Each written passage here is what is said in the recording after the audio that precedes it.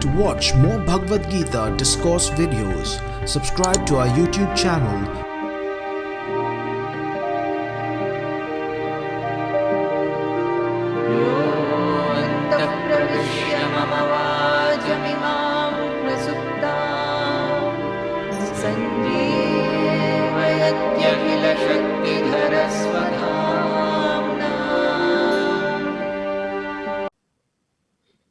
Namaste.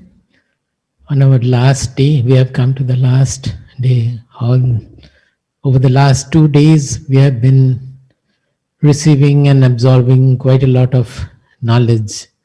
And I think the question all around had been that how to retain it and how to absorb it and how to actualize it. I would like to discuss about these points today to the extent possible. Namo Namaste Gurave Mahatmane Vimukta Sangaya Saduttamaya Nityadvayananda Rasaswarupine Bhumne Sada Paradayam Buddhamne Namaste, Namaste, Vibho Vishwamurte. Namaste, Namaste, Chidanandamurte. Namaste, Namaste, Tapoyogagamya. Namaste, Namaste, Shruti Jnanagamya. Namastasmai Sadaikasmai Kasmai Chinmahase Namaha Yadetad Vishwarupena Rajati Guru Rajati Yadetad Vishwarupena Rajati Guru Rajati. Hari Om Tat Sat. Jai Guru. Now, we must have noticed through Puja Swamiji's lectures that Arjuna was a keen seeker. Right in the second chapter, when Krishna had finished his Sankhya Yoga Samvada, he explained our real identity that we call the Atma, the universal identity, consciousness, in great detail, and its immortality, that we are all immortal, as the Upanishad says, that Shinvantu Vishwe Amritasya Putraha. All of us are children of immortality because in our real identity we are all immortal. But not knowing that, thinking ourselves to be that small, constricted, body-mind limited identity, we suffer from the mortal concepts. So, there itself, after listening to the knowledge of the soul, Arjuna asked a pertinent question that, well, maybe I have understood to some extent whatever you have said about the Atma, but Krishna, tell me what happens to a human being when he realizes this truth of his real Atma or real identity. Sthita prajnasya ka bhasha samadhisthasya keshava sthitadhi kim prabhasheta kim asita brajeta kim. That is, he could easily understand that what Krishna is speaking about, the Atma, the soul, Atma, again and again for a long time, it is our own real identity. It is not about anything in the entire objective field or in anything in the world of objects. It is about our real identity. So I must know, when I realize that what I am in reality, what will be my behavioral characteristics. He asked in still more detail. He says, स्थितप्रज्ञस्य का भाषा समाधिस्थस्य स्थितप्रज्ञस्य का भाषा. What is the definition of a sthita prajna whose consciousness has become stable, which is not distracted by anything worldly, any worldly impression or so, who is resting in his soul?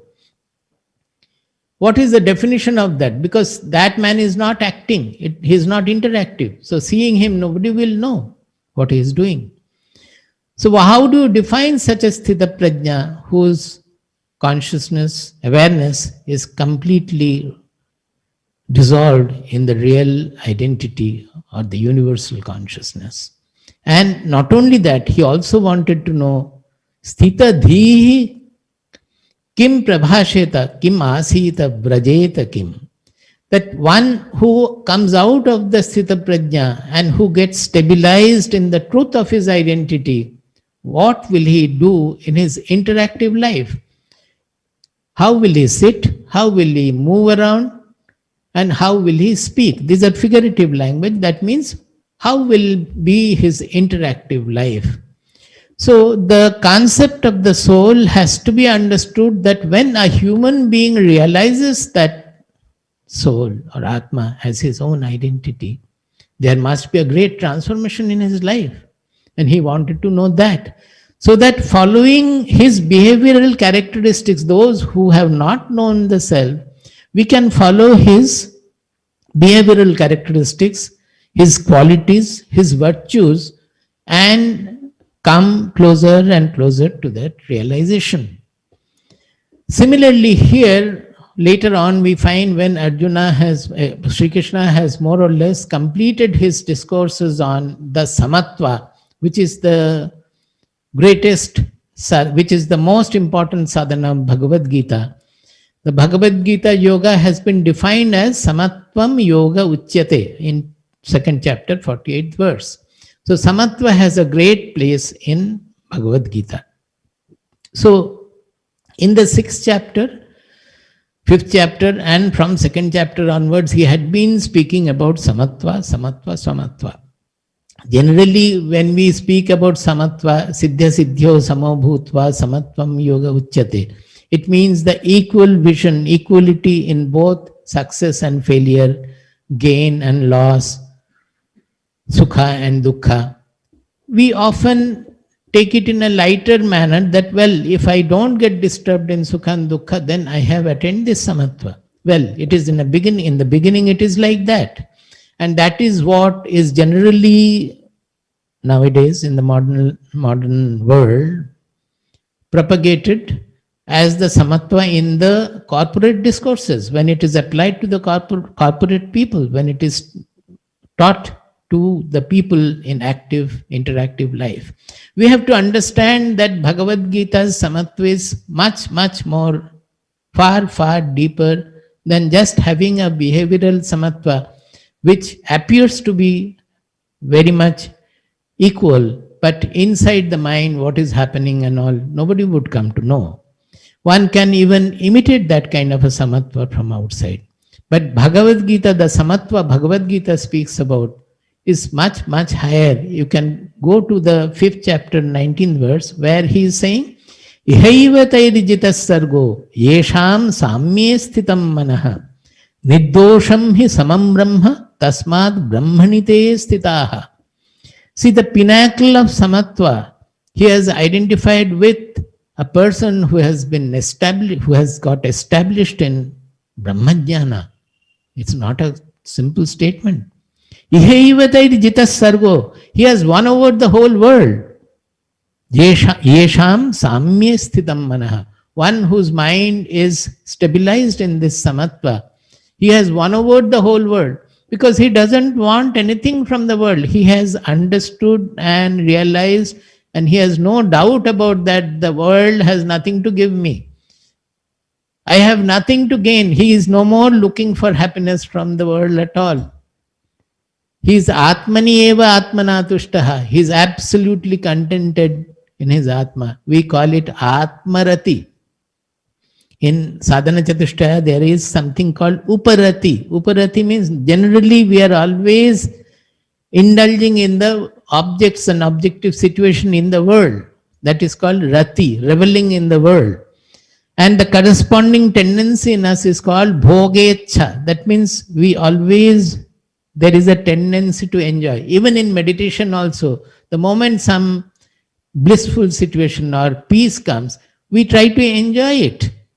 That is, the difference is still there. I, being somebody different from the peace, different from the bliss, I am enjoying that bliss. That bhogecha still works. As long as that bhogecha is there, we won't be able to attain the ultimate state where we get unified with the real identity. Now, he says that a person who has got established in samatva, this samatva yoga, he has as well got established in the brahmajnana, nirdosham hi samam brahma, tasmat brahmanite stitaha. Also, towards the end of the samatva discussion, in 6th chapter, 32nd verse, he has said, Atmaupamyena sarvatra samam pashyati yo Arjuna sukham va yadiva dukkham sayogi paramo mataha. He says this is the samatva he is speaking about. When he finds Atma everywhere, Atmaupamyena sarvatra samam pashyati. Everywhere Atma. It is not that for knowing the Atma I have to go into the meditation, I have to go into the Samadhi, and in Samadhi I have known the Atma, there I am stabilized in Atma. No. Sarvatra. Everywhere he is finding Atma and Atma alone. The whole world, if I write on the air, here I write God and here I write cat. There is no difference at all. Both are written in the air. Like that, the whole universe, the whole world, the objective world, as well as the internal world of thoughts, emotions, everything is written on that Atma. It is nothing other than the Atma or consciousness. When he realizes that truth, then what happens to his Sukha and Dukkha? They are also the two waves of consciousness. So he is no longer troubled by that. Will the sea be scared of suppose there is a huge breaker, a huge wave, a stormy wave. It is in the sea, but will the sea be scared of that wave? We may be fearful about that wave because we are seeing the wave only. But the sea, it is hosting the wave. Sometimes the sea is peaceful, sometimes the sea is hosting tremendous, powerful waves. Everything is sea and sea alone. It never gets disturbed by what he is hosting. Like that, the consciousness may have the Sukha wave, may have the Dukkha wave, but the knower sees them only as the Atma or the consciousness, Atma and Atma alone.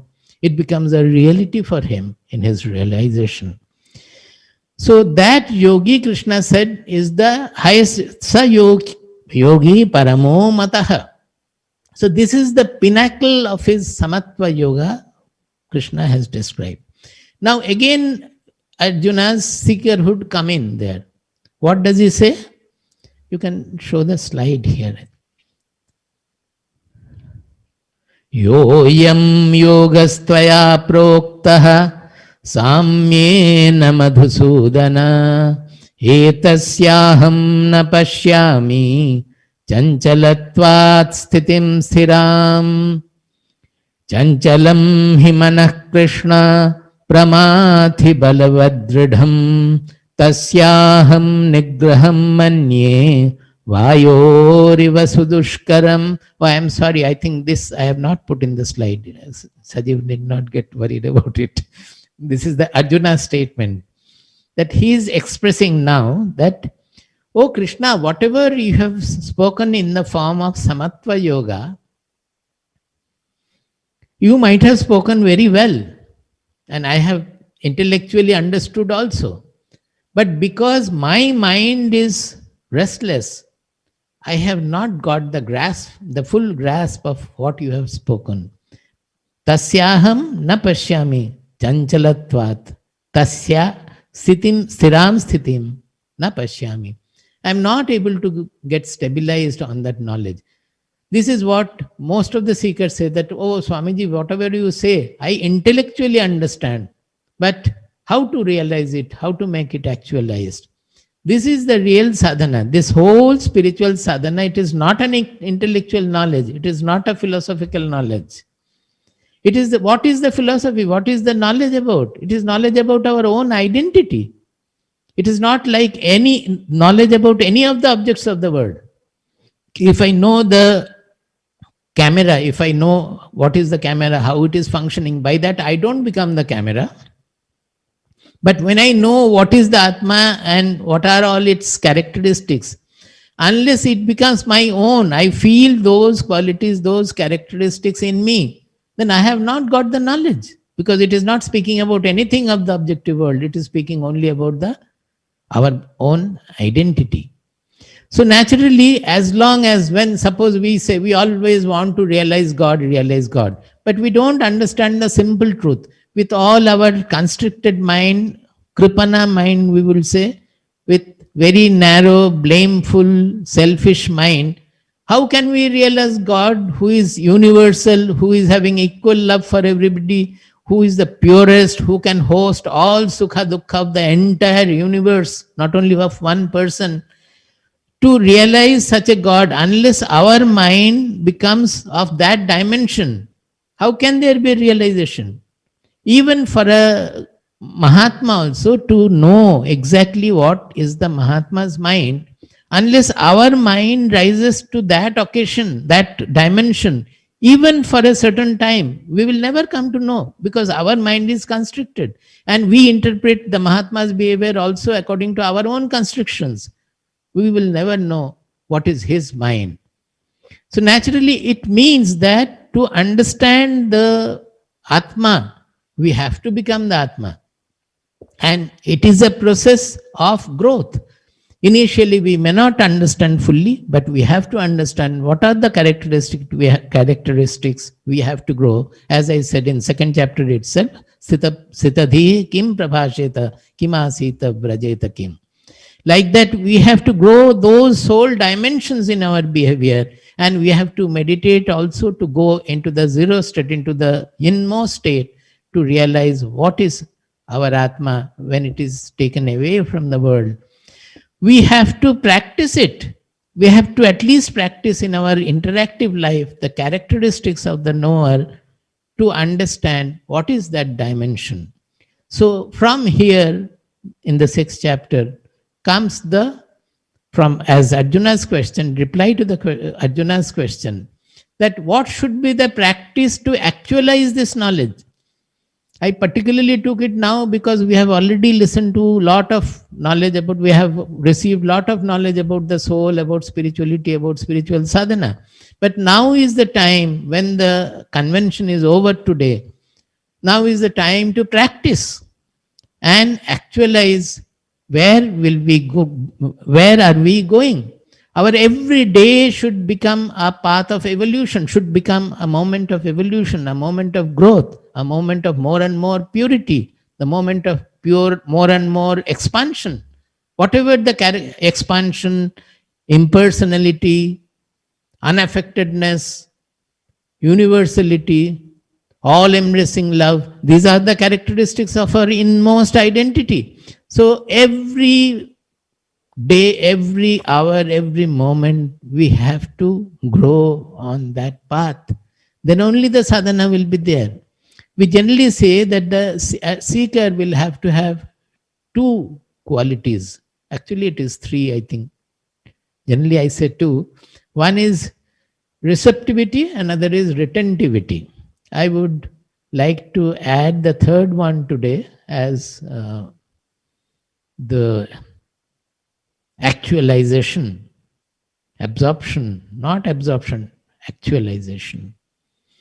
That is, receptivity is whatever is communicated to being able to receive it.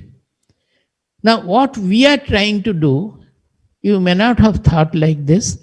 Actually, we are trying to communicate the sattva guna to the listeners, to the seekers. How do we communicate? On the vehicle, we are putting the sattva guna on the vehicle of sound, vision and words. Now it is video, so otherwise we will say sound and words. Since it is video, it is through our gesture and everything, our vision, our expression, and also the sound that is coming out of the gunas which are there in us. But the main vehicle we are using is we are analyzing each quality of the Atma and putting it in a group of words, in some words, some sentences, and throwing it towards you. Now, when you are receiving, your buddhi will have to understand the meaning of what we are saying. And if you really understand the meaning of it, it will immediately incorporate a sattvika transformation in you. Sattvika, we call it sattvika vikara. Vikara means anything change, a transformation. It will introduce a sattvika transformation in the listener. For that, what is necessary for the listener? Receptivity. Now, this receptivity of which? Of the buddhi. Because we are approaching through the buddhi. We are approaching through the emotion also. For that, mind also has to be receptive. But generally, when we are explaining, analyzing, we are approaching through the buddhi also. So the buddhi has to be receptive. A buddhi which is humble, it has to have lot of humility to become receptive. Otherwise, the buddhi will always try to argue and deny whatever is being told. No, aisa nahi hota hai. This is all, the saints are saying like this. It is not like that. Ye kabhi nahi hota hai. All these things will be there. So the buddhi has to have lot of humility to accept, and it has to have the stability also to understand what is being communicated. But all this is done while listening. But further, to retain the knowledge, you need another quality, which in Sanskrit we say dhriti. That is retentivity. Generally, you will find that in a lecture hall or so, after people are very much absorbed, listening very, very attentively. But the moment the lecture is over, by the time they come out of the hall, they have already started speaking about all sorts of worldly things, maybe blaming somebody, criticizing somebody. The whole lecture, the whatever atmosphere was created, it is gone. So by the time he reaches home, everything has fallen off his basket because the basket is full of holes. So this retentivity is extremely important for a seeker, for a real seeker who wants to become a sadhak, who wants to really progress on this path. And progress on this path means who wants real happiness, who wants real unaffectedness, who wants real love, real joy. These are the things. It is extremely lucrative, but we are not able to get out of our small attractions, repulsions, so we are not able to develop the retentivity.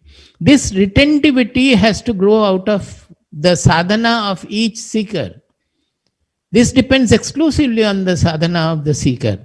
That he has to, that means there is a overall sattvika transformation necessary in the seeker by his practices, his food, his inputs, what he is reading, what he is seeing, what books he is reading, what films he is seeing, how is he behaving with the people, how is he behaving with the poor people, how is he behaving with the rich people, how he is behaving with the boss, how he is behaving with the subordinate, how he is behaving with his old, aged, infirm parents, and how he is behaving with his wife or children or grandchildren.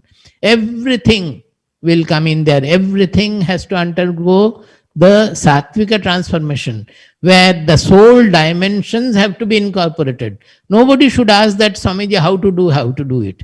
If you want, you have to do it. There is no other way. We have to incorporate the soul dimensions in our entire life. If possible, in the dream also. It automatically will come, of course, when it is in the wakeful life. Now, this is the transformation, this is the sadhana necessary for a seeker. Now, let us see how Krishna replies to Arjuna's question. Naturally, he has to guide him. That Arjuna has asked that I have understood maybe intellectually, but I have not been able to grasp its real significance or stiram sthitim, that its stability I have not got. Show the first slide.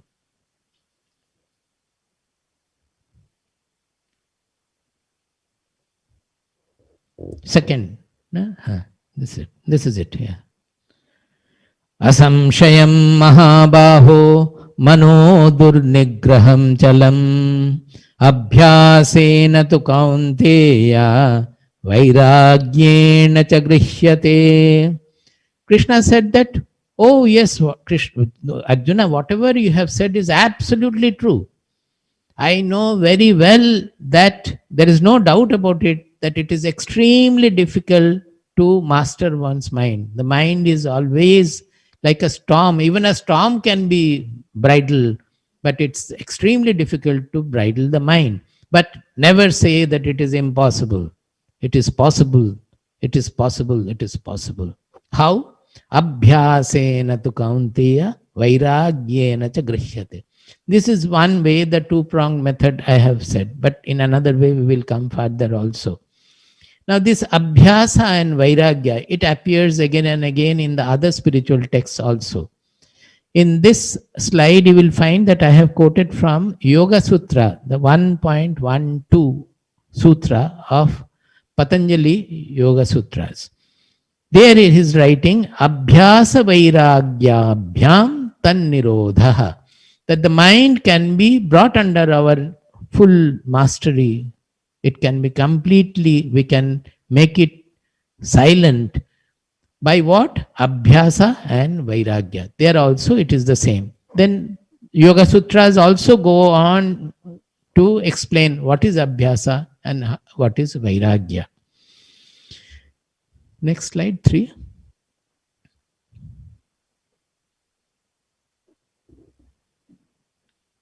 Slide 3.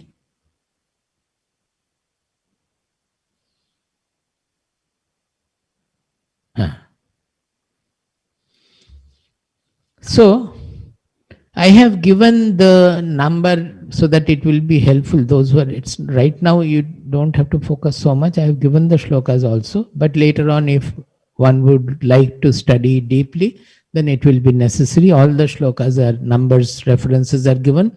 There will be many other shlokas also. I have just given as sample reference where it is very clear. So here this mastering the mind, the sadhana for mastering the mind has got two aspects. One is abhyasa, another is vairagya. The corresponding Bhagavad Gita shlokas and Patanjali Sutras I have also marked there. Now I would like to interpret it in a little scientific way. Maybe that way it becomes more, people have been telling me that it becomes more memorable, that we can retain it better. But when I talk about retentivity, it is not just retaining the memory of it. The retentivity means bringing into practice. This knowledge is a living knowledge. If you remember all the knowledge and you can speak also, you can give lecture also, it is of no value at all. This knowledge has to be practiced in every aspect of our life. Then only this knowledge becomes like fire. We say jnanagni, jnanagni. That knowledge becomes fire and it burns into ashes all the dross we are collecting every day, all the constrictions, the selfishness, the kripanata, the blamefulness, everything will be burnt into ashes. All the desires, they will be burnt into ashes by the jnanagni, the fire of knowledge. So, what is needed is not just the memory of what we have learned from the scriptures or from the lectures or all. It has to be practiced in everyday life. Then that memory will be the real memory and the real knowledge that we should always remember. So this abhyasa is actually, I have put it as generating centripetal force by cultivating awareness of the self. Abhyasa means practice. In Sanskrit, abhyasa means practice. Now, what is this practice? What do we want to do?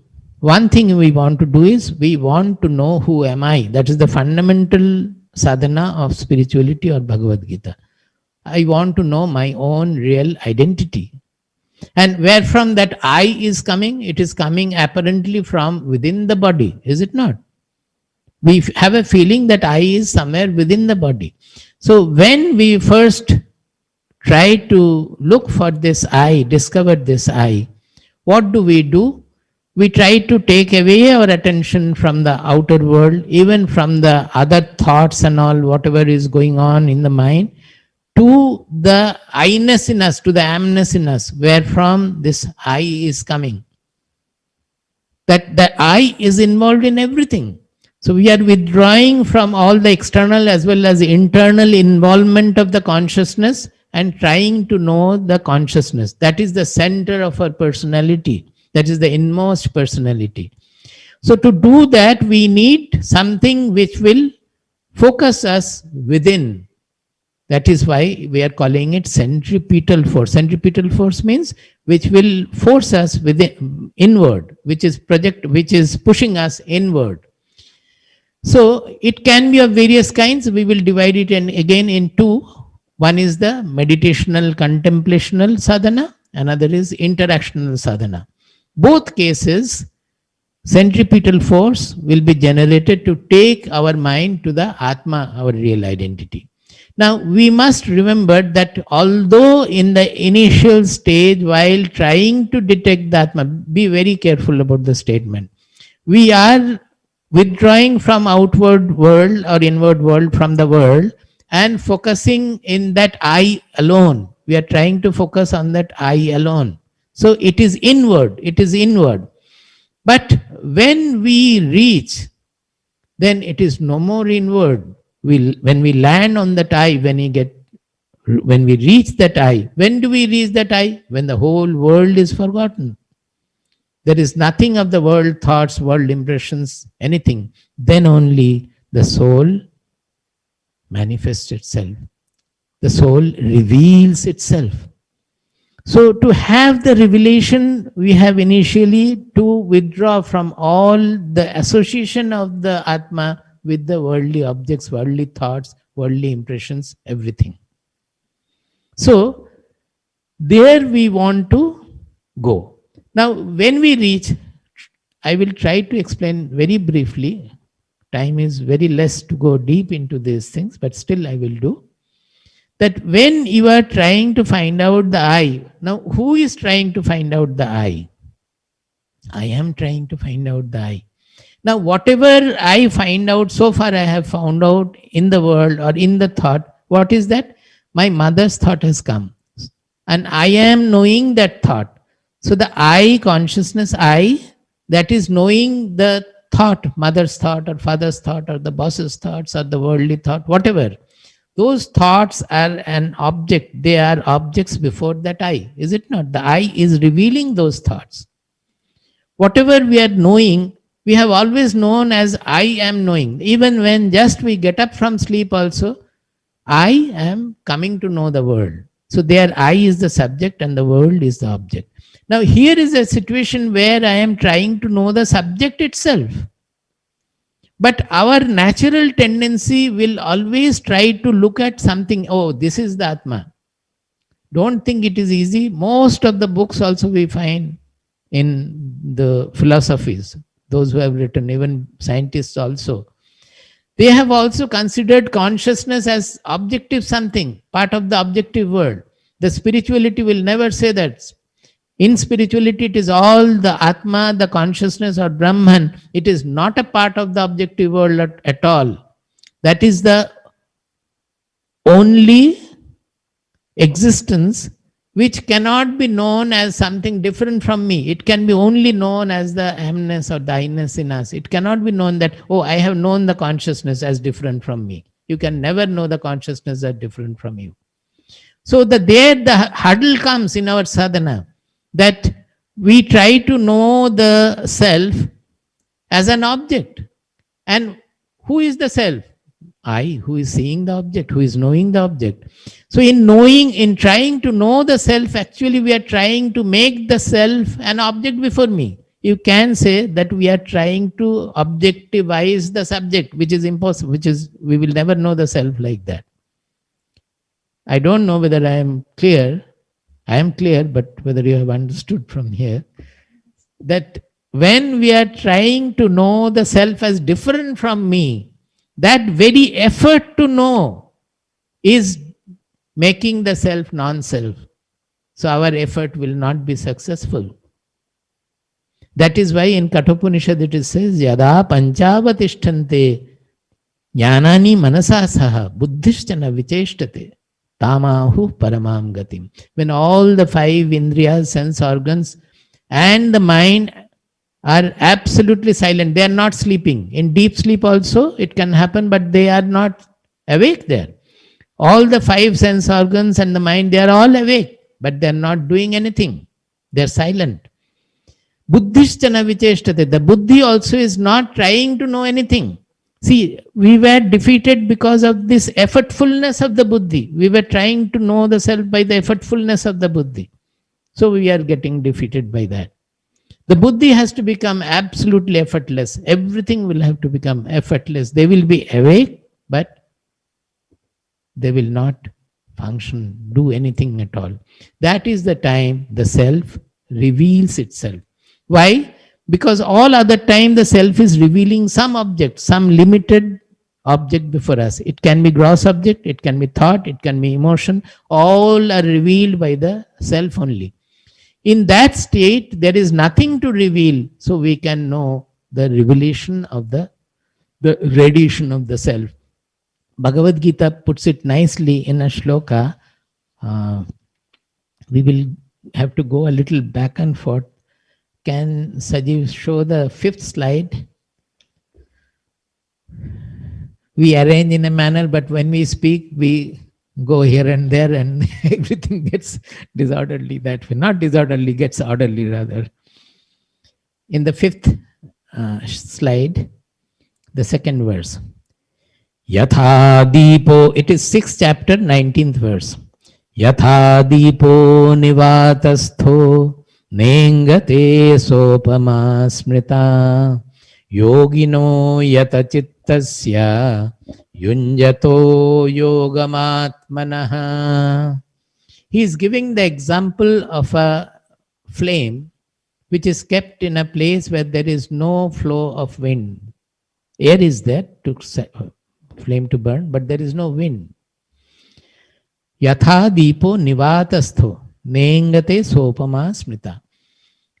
What will happen to that flame? It will remain absolutely steady. It will not move at all, as if it's a picture. It will remain steady like that. Yogino Yata Chittasya Yunyato Yogamatmanaha. This you know to be the consciousness of the yogi who is dissolved in the Atma, who is fixed in the Atma, who has got connected to the Atma. This is the real yoga, Yunyato. The yoga we talk about is when our egoistic, limited concept of our I gets dissolved in the real, universal, transcendental consciousness I. Then we call the real yoga. That is, then there is no two. All the multiplicity has gone. Even saying that it is on is wrong, because one in saying one, there is a concept of 2 and 3 involved. There is no objectitude at all. It is the exclusively non-dual position where the subject and object have got fused. That is what we call the Atma or the Brahman. This is the spiritual concept of self.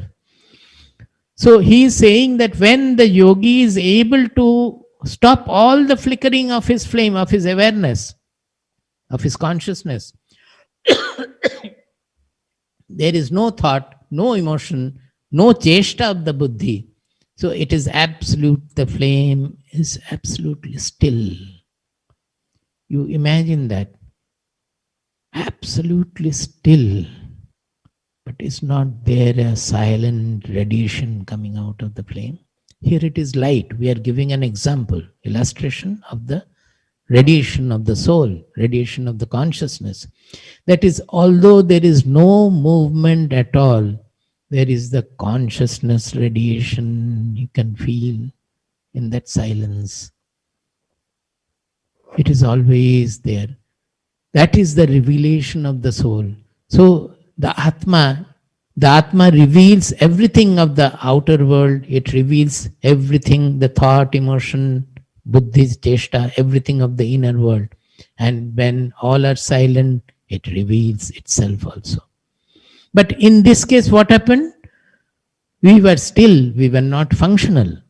So knowing that this is what our real identity is, and this is where the source of joy is, this is where the source of love is, this is where the source of unaffectedness is, knowing that we have to come back to our behavior in the world and incorporate that yoga dimensions in all our interactions. The soul dimension, the soul we have known in the samadhi, that soul dimensions have to be incorporated in all our interactions. So by that, what will become? What will happen? Our every moment will become a sadhana. Everywhere we will incorporate the atmic dimension, and that sadhana will be an interactional sadhana. The initial sadhana was a meditative sadhana, where the pinnacle is you discovered who am I. And after knowing who am I, that dimension, all the dimensions of that I, we are incorporating in our behavioral life also. By that, our whole behavior will become spiritualized, divinized, and the yoga will become complete by that. That is Bhagavad Gita's understanding. Now, in the fifth slide, what we are showing now, it is abhyasa of meditational nature. So one is this yatha dipo nivatastho nengate sopama smita. That is what is the state in the samadhi. And Kathopanishad also I have told you the same thing. And the other one is third chapter, 43rd verse.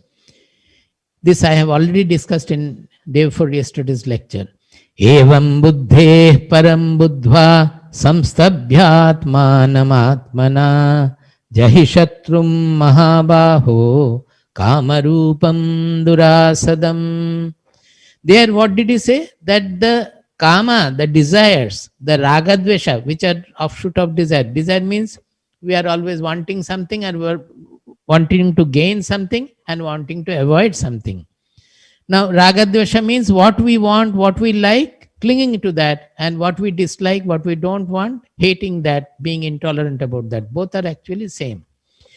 So, they are actually corrupting our senses, corrupting our mind, corrupting our buddhi. This I had discussed the other day. So, to resurrect them, to take them away from that corruption, we have to have something greater. So there he said that the superior to the indriyas is the mind, and superior to the mind is the buddhi. But there is something still superior to the buddhi, and that is the soul.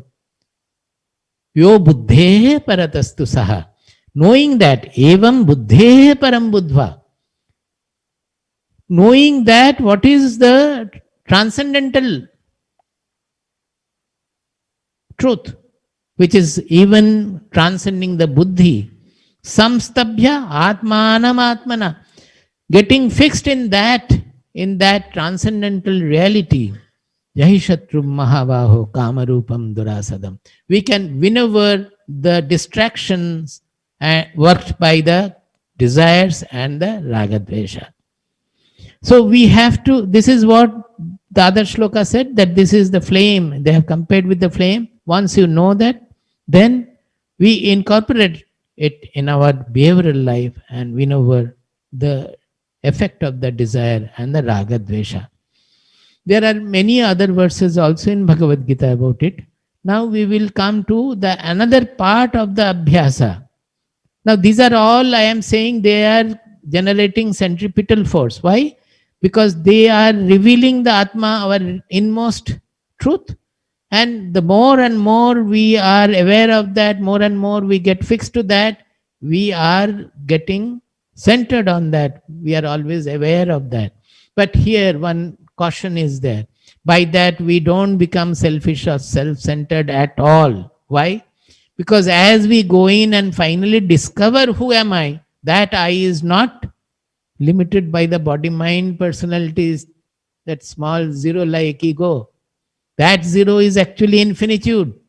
That Atma is same for all. It is the universe. The whole universe is appearing in it. Even call it universal Atma is not the full. The universe is appearing in that Atma. That universe which contains my body, mind, personality as a small speck also. So that is the Atma. How can it make you self-centered or selfish? That Atma will always make you universal. That is why in the meditative state, what we gain when we come back, we have that universality, but again we lose it in interacting with the world because we have not been able to win over the raga dvesha effects.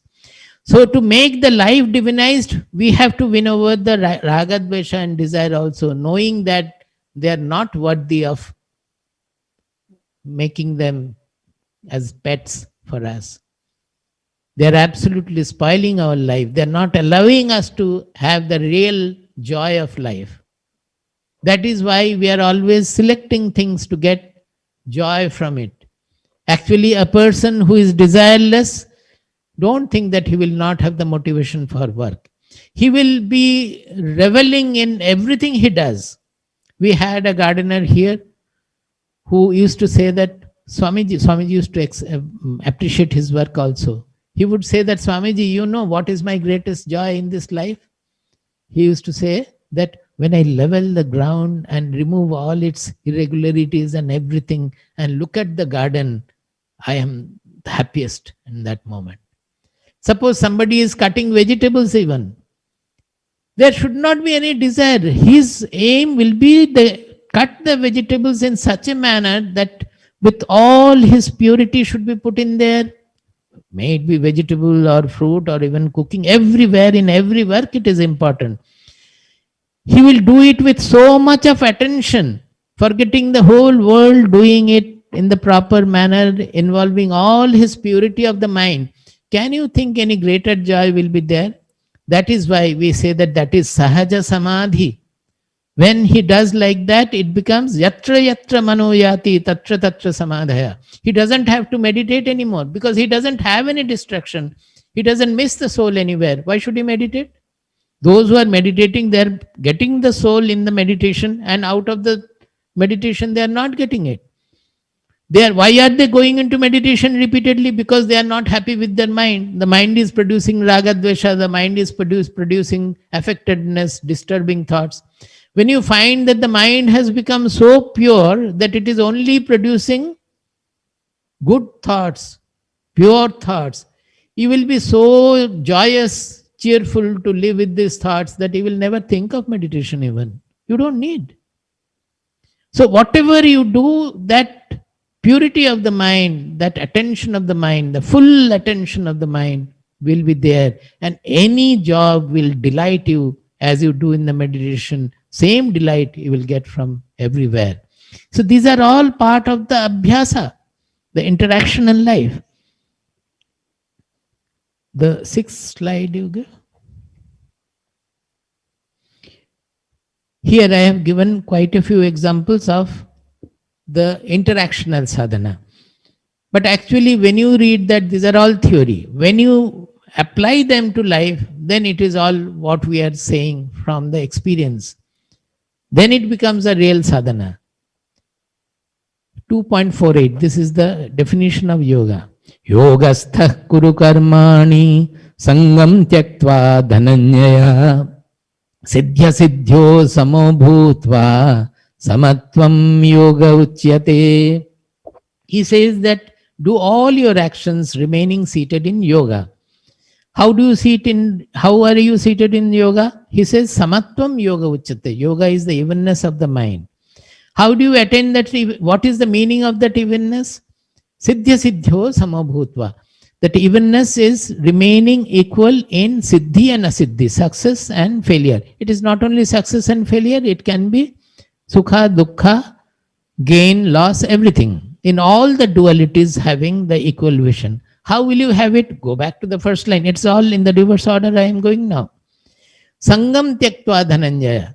This Sangam is another great discovery of Bhagavad Gita. Everywhere you will find this word appearing. They all mean the same thing, but the Sangam, the way it has been presented, is very, very realistic. We call it attachment. It depends on how people understand the meaning. The point is that there is a delusional clinging we have with the world. which in truth is coming from our narrow idea about ourselves, the small egoistic self. From that concept is coming, this is mine, this is my son, this is my factory. I want to have this, I want to have that. So we start clinging to that. In another place, Bhagavad Gita says, Dhyayato Vishayan Pumsaha Sangasteshu Upajayate. Sangat Sanjayate Kamaha. See, these are very scientific way of explaining that how the desires are getting born. Sangat Sanjayate Kamaha. The Kama is getting born out of Sangha. How is Sangha generating? Dhyayato Vishayan Pumsaha Sangasteshu Upajayate. By constantly thinking about worldly sukha, worldly dukkha, worldly things, we develop that clinging. I always say that 50 years back, nobody had any mobile or anything. So there was no question of any young boy having a desire for a mobile. Why? Because that thought of the mobile was not there. Now what is happening? Whatever he has, he sees another better model with his friend, and he starts thinking about it. One day he takes it from the friend and uses it and finds it is much better also. Then he goes on thinking more and more and more about it. Then finally a desire, why not I also have it? It is true of anything, true of the car, true of everything in the world. It is there. By constantly thinking about it, we develop a clinging, delusional clinging to that. And what does spirituality do? It's a great science. You know what it does? All the sadhana. They have given you a concept of a soul. What is that soul? It is uniform, universal, unaffected, untainted, not affected by anything in the world at all. So such a concept is given. And you are asked to constantly think about that soul, read about that soul, implant that soul in everything you do, as just now I said, everywhere. So by constantly interacting with the soul, your mind will become the soul. Do you get my point? The soul dimensions will be incorporated by the mind. As a ball is standing, another ball is moving. When it hits the other ball, some energy is given over to the standing ball and it starts moving. Whatever we interact with, those qualities we develop. So when we are interacting with the soul, with the concept of the soul, whether the soul is there or not also, it doesn't matter. It's there, but it doesn't matter. Because by constantly interacting with the soul, our mind becomes the soul. That is the fundamental of spiritual practice. I will shorten a little because I have to speak about Vairagya. Now, the other aspect, go back to the slide number 3.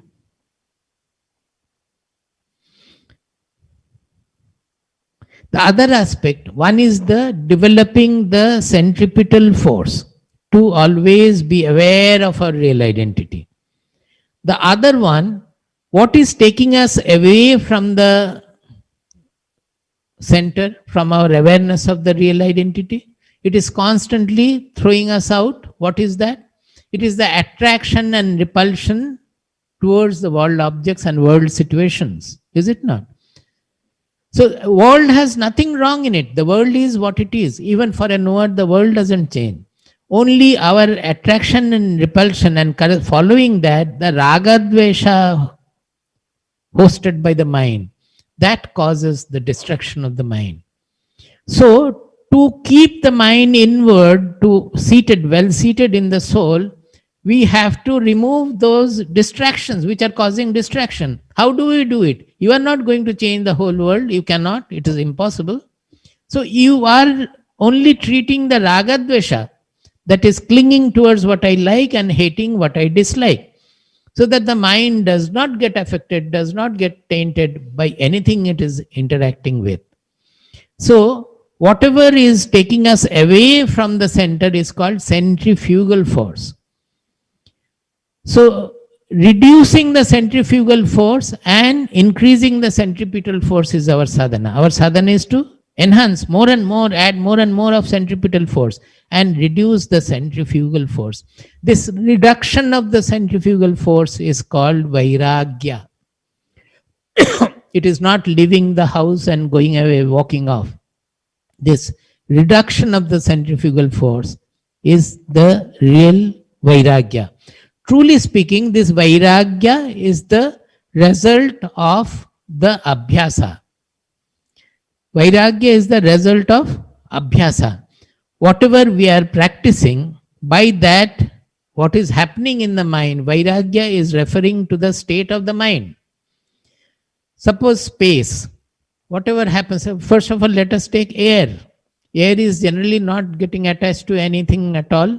Suppose you say that it is, the air is my air, I will keep it in my lung, I will not give it to anybody. You will die. Yet the same air we are all breathing, everywhere it is going, it doesn't get attached to anything at all. But still, when there is some pollution or something, the air gets polluted. Let us think of a further subtler thing, the space, subtle space. The space is hosting everything, but it doesn't get affected by anything happening in the world. But it is hosting, it is not going away. Then why are, this is the quality of Vairagya the space has. The consciousness is still subtler, and it only reveals, it reveals the ugly human being or the garbage. It reveals the beautiful flower. It reveals all the beauties of nature. It reveals the fragrance. It reveals the bad smell. It reveals small, it reveals big, it reveals grossness, it reveals subtlety, everything it is only revealing, never getting touched by it. Suppose our mind or consciousness was getting polluted, mind is getting polluted, but consciousness never gets affected by anything at all. If it would get affected, then from birth onward, how many kinds of thoughts have gone and come and gone in our mind, how many things have worked there, how many polluting thoughts have gone in. Nothing has happened to the consciousness. It can still show us, reveal the good things as well as bad things. It remains untouched by everything. So that is the Vairagya, the property of the Vairagya. That is why I always say that Vairagya is a sky-like state of the mind, a spatial state of the mind. It is experiential. Vairagya is not a concept just like that. It is experiential. More and more Vairagya you grow, you will become more and more comprehensive in your attitude, because all the me, mineness, possessiveness, everything will go. It is more, you remove the possessiveness and ego, the Vairagya dawns. Vairagya deals with these two. So more you remove the ego, egoistic smallness, ahankara, and you remove the possessiveness, mamatva, the Vairagya becomes more and more. So the thinking that when a person has become sannyasin, he has left the house and gone away, it is not that he has become very much constricted and he has rejected something and gone away. It is not like that at all. A real sannyasa is not like that. A real sannyasa, the person becomes universal. He cannot anymore remain clinging to the family or household or anything like that. He becomes a person of the world. He hosts the whole world in him. In that, his family also has a place, but he cannot fulfill their demands, which will make him non-universal in that case. So in his love, nobody is rejected. Everybody is there. When the space is holding something, suppose there is something, a Sputnik, a rocket is there in the space. It is holding the rocket. It is with the rocket. But has it got affected by the rocket moving in the space? It remains wherever it is. It never gets polluted or never clings to anything at all. Like that, a mind which is enriched with Vairagya, it will never cling to anything at all. It will have all the joys of the world. It will have all the sufferings, the greatest sufferings of the world. He will be a mighty sufferer also. He will be a mighty enjoyer, mighty sufferer, as Yoga Vasishta says. Mighty performer. Because of that, he becomes a mighty performer also. So this Vairagya is a great quality, but it is the result of the Abhyasa, we should know. The practice we do, as a result of that, our mind becomes dispossessive, our mind becomes pure. And you know what is the pinnacle of Vairagya? We can say the soul, the Atma, which only reveals everything, but never gets touched or tainted or affected by anything at all. So the real identity, our real identity, the soul is the real Vairagyan. That is the example of the Vairagya. Now, more and more we develop Vairagya, more and more we are coming closer to that soul. That is the self-knowledge. It is not we know what the self is and we have become a self-knower. No. Self-knowledge is a process of getting identified with the self. That means developing more and more and more of this spatialness, sky-like mind.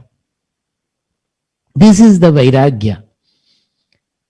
So we should remember there's this centripetal force and centrifugal force. The spiritual sadhana is to generate more and more of centripetal force and reduce the centrifugal force. It is not only in the personal sadhana. What for we are performing this, we are holding this GBGC, the Global Bhagavad Gita Convention. What for are the CIRDs instituted? What for are the ashrams? They are all, remember always, they are all to generate centripetal force and reduce the centrifugal force from the society.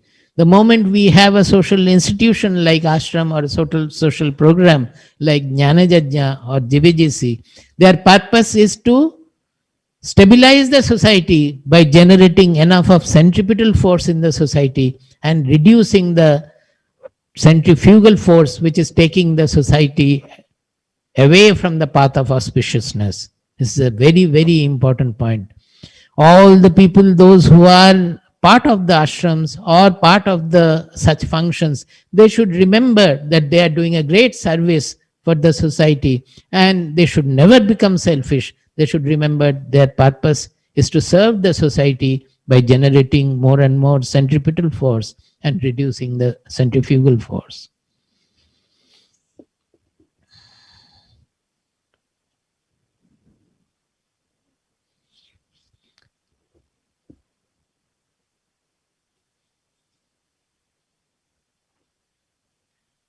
So in the fourth slide, I have not discussed, but I have mostly said what is there, and there have, but certain things more are there. In the fourth slide, we have shown the abhyasa of two kinds, meditational and interactional. Meditational means constant contemplation on unbounded, unchanging soul, constant contemplation on unbounding, unchanging soul. So by constant contemplation of that, thinking about that, dhyayato vishayan pumsa, here instead of vishaya, it is the soul of these characteristics. So the mind also will become unbounded, unchanging, imperishable. And that is how the mind goes to the samadhi state, where there is no object at all. The object and subject gets fused to it. It is called the aparoksha. Aparoksha means it is neither a paroksha where we infer something, it is nor a pratyaksha where we see something with the indriyas. It's a direct, non-dual knowledge. That is the highest state of meditation. Similarly, on the interactional part, you see evenizing response to this will go on throughout the day, to success and failure, sukha, dukkha, likes and dislikes. It is by this what is happening, it induces the soul dimensions during our interactive life. We can go to another slide if it is there, the sadhana, that is 10th slide, 10th one. Just to summarize, that the sadhana is two kinds, interactional and non-interactional. Non-interactional is meditation and contemplation on the soul. I have further delineated it as identifying the real I. And how do you identify the real I? I said that the last hurdle is our bhogecha, or our tendency to enjoy, to tendency to know something different from me. As long as we are looking for something different, it will not come. When we are happy in ourselves, we forget the whole world. Then only this discovery can take place. Tendency to experience anything different from I, that is called the bhogecha. This prevents people from getting to that state. And when you get into that state, you transcend the subject-object duality. Then there is no longer I looking at the world. I, the subject, looking at the objective world. There is no subject, no object at all. Even calling it I as an individual I also is wrong. You simply becomes consciousness transcendental. We don't call it even oceanic consciousness, we can say, but it is really speaking transcendental. Whereas the interactional part, we are cultivating the soul dimensions in our mind. Where will you cultivate? It's an internal sadhana. We can cultivate only in our mind, buddhi, emotions there. And we are cultivating the soul dimensions there. What are the dimensions? How do you do it? Look within. Listen to Viveka. What is Viveka? Buddhi is anchored in the soul dimension. So the buddhi will guide the mind. So always the mind should look within, that am I doing the right thing or not? Am I walking the auspicious path or not? The guidance would be from the buddhi, which is anchored in the soul. Inner expansion and lightness. When you are on the right path, you will always find a lightness and expansion within. Suppose you are at a crossroad, you have to decide that shall I go this way or that way. You do the thought experiment that let me take path A. How do you feel? Path A may give you much more of salary, much more of money, riches, fame, power, everything. But there is something which is causing some shrinking within. Whether path B is very a righteous choice, where you may not have that much of money, that much of power, but your mind becomes having a strength. There will be a feeling of strength and lightness and power, strength and lightness. So that is the path, the right path for a spiritual seeker. So it is a thumb rule of doing what a spiritual seeker should do. In every moment of life where the world is coming with two kinds of options, which will take me on the auspicious path? The option which will generate inside a feeling of expansion, lightness, and strength. So we have to choose. Looking at that, then we will find that we are coming closer and closer to the soul, because the soul is like that. The soul has the lightness, the soul has the universality. So those are the soul dimensions. It means moving from selfishness to comprehensive vision, and act remaining anchored in the soul. Now here the lower two boxes, they show that it is actually a cumulative process. It is an iterative process. That is, more you progress in the meditational sadhana, the meditational experiences will help you to incorporate the soul dimensions in your actions. And more you practice the interactional sadhana, you will find the meditation is becoming easy, natural, spontaneous. You don't have to put any effort. Meditation means effortlessness. We put lot of effort and get up from meditation being tired like a defeated soldier. There's no fight involved there. Throughout the day, if you practice the interactional sadhana, then when you have nothing to do, you simply sit, the mind will simply get absorbed in the soul. So they help each other, taking us through this cumulative, through this iterative process to the final goal, where in meditation also we are finding the soul, which has already been established in the whole world also. So we never miss the soul in our life at all. The life gets divinized. I think now I am ready for questions. 10 minutes are there. I have taken away 5 minutes from the question. I think that is okay. I had to, still I will say that I have not completed, but that is, we are used to that fate, because I still remember Amir Khan used to say, maybe Bade Ghulam Ali also, when the first recording started, our 78 speed recording, it was only for 3.5 minutes, and they all would like the best singers to record. Khan sahab thoda sa kijiye na kijiye, नहीं हो सकता, हमसे नहीं होगा. वो हम जब आ जाएंगे, मन में जब लगेगा, तब आप बोलेंगे अब रुक जाइए, अभी हम रुक नहीं पाएंगे.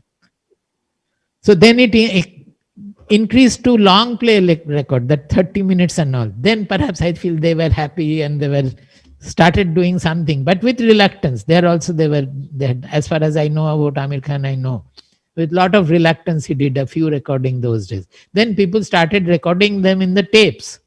Those days the tape recorder was there, And that is how you are getting now the hours long recording and all. So anything which we do with full devotion and association, emotional association. See, devotion is not going to the temple. Devotion, even for a knowledge oriented person also, what does devotion means? It means whatever he is doing with full emotional association. He will do it to the best, and there no desire can be there at all. If desire is there, it is a spoiling element. Often I say, to just to explain, the other day also the question was there, we should replace the desire with aspiration. The desire, there is a time lag. Suppose you want to become rich. So you are doing something, the result of which will make you rich. So you are wanting something at a later stage. There is a time gap there. But aspiration is a current force working in you. You want to open a factory and run it very well, and you are doing for it, you are working for it. You can do it out of aspiration. No desire is necessary. And if you do it well, automatically perhaps the output also will be good. There also, if you have already treated the desire, you will not be deluded by that. So desire is always a spoiling motivation. The aspiration is the right motivation for work. You cannot say, I have decided to love that person after 2 years. Can you say that? Has it got any meaning? I will love that person after 2 years. When you love, you love. You cannot think of loving the person after 2 years. You are loving. It's a current force in you. Like that, the love also, when the love flows, it's a current force.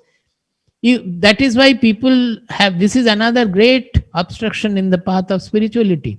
They want all self-realization. It is a desire for most of the people. They don't aspire for self-realization. If they aspire, then it is not a delayed project.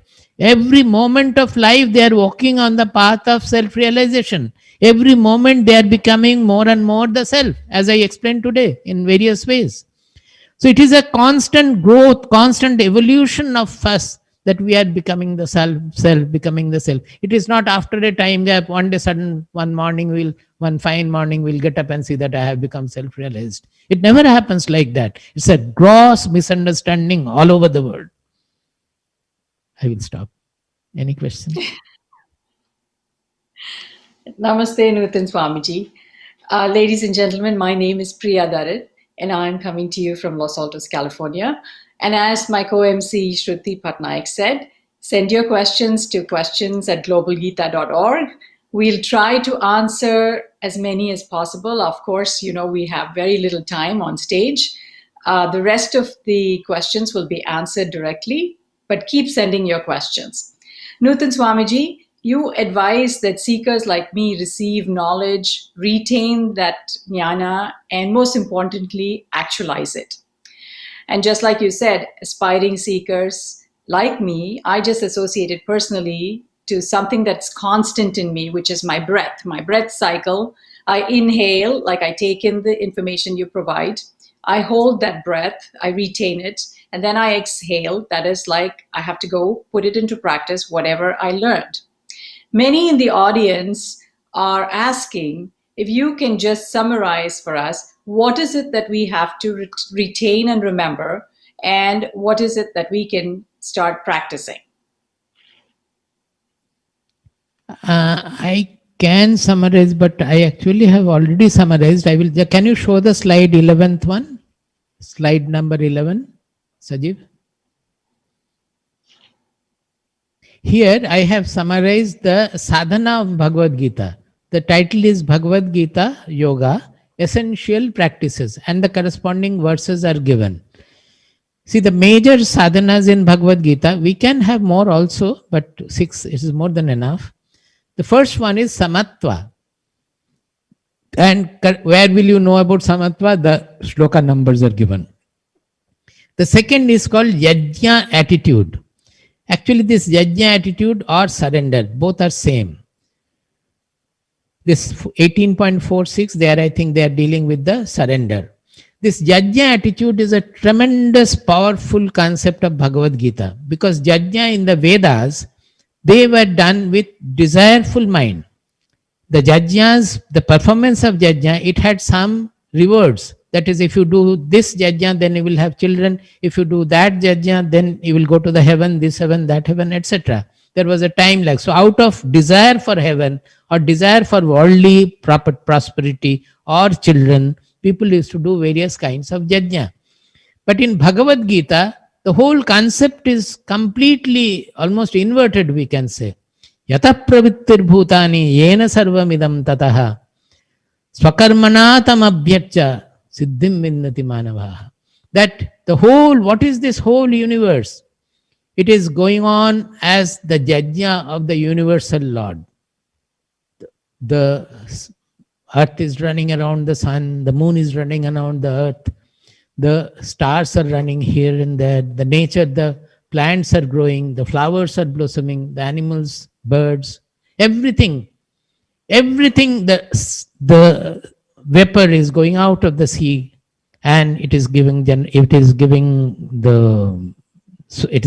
the source of the rivers. The river is flowing down to the sea, and on the way it is serving so many people and plants and nature. It is fulfilling its purpose. The whole nature is a beautiful harmony, moving without any desire at all. So this is, whenever anything is done without desire, just being part of this whole natural harmony, then it becomes yajna. Even if you kill anybody also, with this attitude of yajna, with this attitude of a part of the preservation of the whole natural harmony, then it becomes a yajna. That is how in Bhagavad Gita, Arjuna's fighting the war and even killing his own beloved grandfather and the most respected teacher, that became a yajna, which he would never be able to do, never would have been able to do without the support of Krishna. Repeatedly, twice he failed to shoot arrow to Bhishma, but Krishna looked into that he should be able to do. So by whatever we do as an offering to the yajna of the universal word, O Lord, without any desire. So any desireless action becomes yajna. This is a yajna attitude.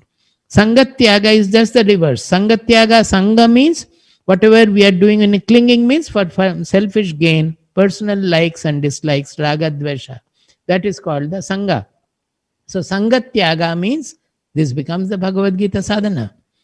Fourth is outliving raga dvesha. This I have explained quite in detail, because this raga dvesha, even in our spirituality, it is called the two poisonous teeth of the serpent. If the raga dvesha, those poisonous teeth are removed, then the world becomes nectarine. You can move around in the world with the same sense organs without any problem. Everything will become nectarine.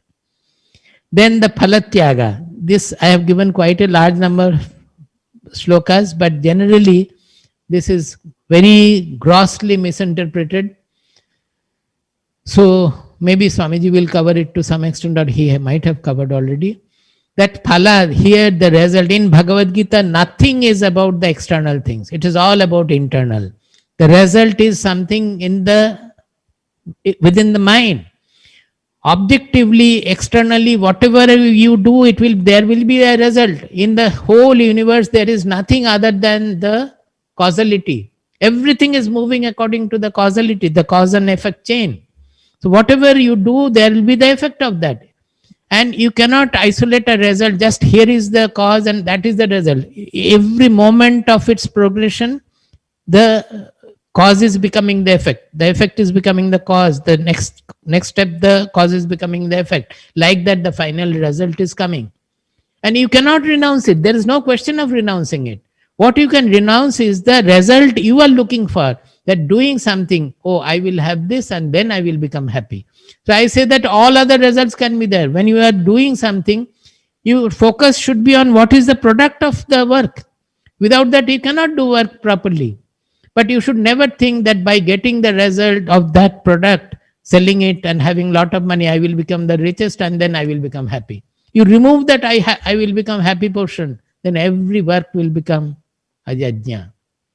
You are doing whatever coming to you, and you are doing in the natural manner, whatever natural qualities you have. The world has a demand for that, and according to that, you function.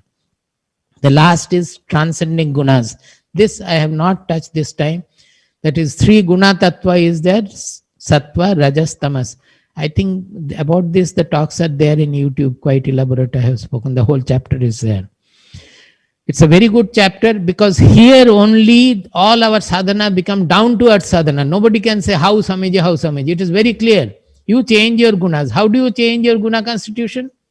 You change your habits. Whatever inputs you are taking, objective inputs through the indriyas, through mouth, whatever food you are taking, through ears, whatever your sound you are hearing, through eyes, whatever you are seeing, all those inputs have to be made into sattvika. What you are reading, what you are thinking also, in your mind, what you are thinking. Think about the sattvika things, think about the soul, think about spirituality, think about goodness, nobility, everything.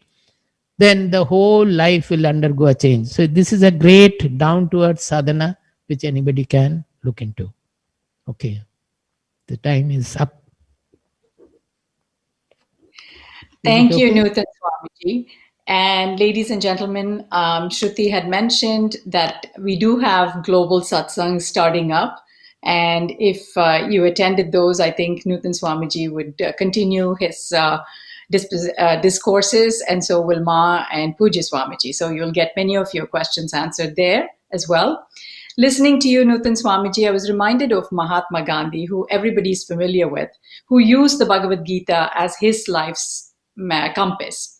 And when asked about his message to the world, he simply said, "My life is my message." He lived the message of the Gita, and that's what you're saying. Actualize what we learned today, and that's how progress can be made.